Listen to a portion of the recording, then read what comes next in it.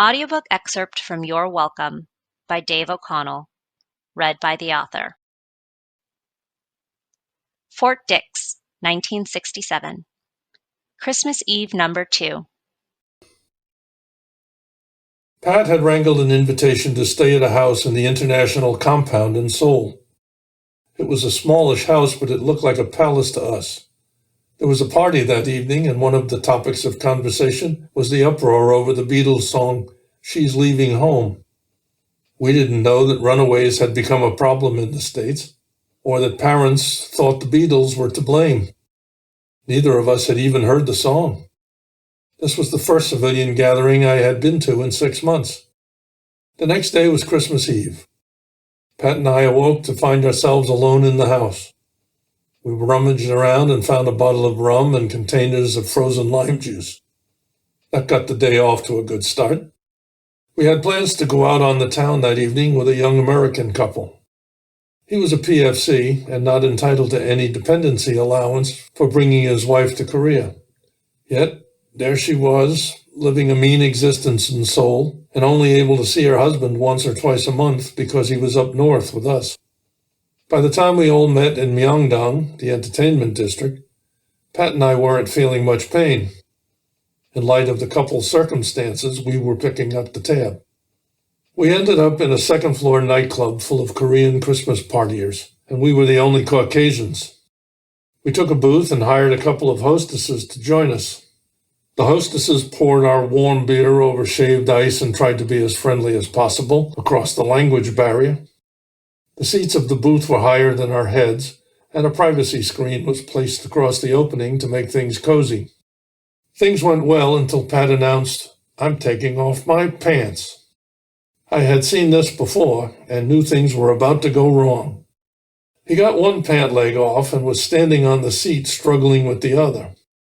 The privacy screen hadn't budged, but the two hostesses had magically disappeared. Pat lost his balance and fell backwards into the party in the adjoining booth. They threw him back, and he landed half on the seat with his legs on the table and his pants around one ankle. I yelled at the couple to get out of the place while I struggled to get Pat's pants up.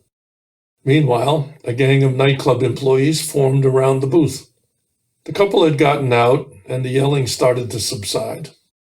We ended up at the cash register with the owner, trying to negotiate damages.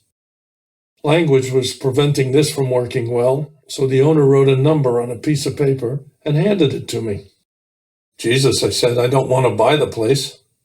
Plus, we didn't have enough money between us to come close to that number." The cash register stood at the top of a fire-trap stairway that led to the street. The owner had deployed waiters on the stairs to block our exit. Pat was in a fog. Using my size and the advantage of the hill, I told Pat to follow me, and I barged down the stairs, rolling waiters in front of me. We made it out the door and started to run. Myeong-dong was poorly lit in those days with dirt streets, and it had rained.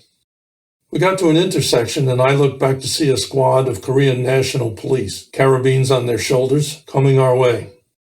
I yelled at Pat, "You go that way," and I took off in the opposite direction. When I got far enough away, I ducked into a dark doorway and looked back to see Pat's fog-bound blonde head surrounded by blue uniforms, marching him away. I followed at a safe distance. They took him to the Myeong-dong police station, and I could see him through the large picture window. Pat was medium height and had a direct, aggressive way of talking.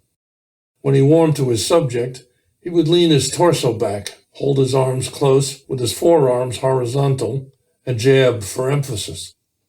He looked like a movie cowboy shooting from the hip. I watched him start to lean back, and I knew he was about to dig a deeper hole. I had no choice. I walked in, and he quieted down. A man in a civilian suit introduced himself, in English, as the officer in charge of the station. One reason I don't have a criminal record is once I know the fun is over, I tend to get polite and reasonable. I still had the note with the dollar figure on it, and I showed it to the policeman.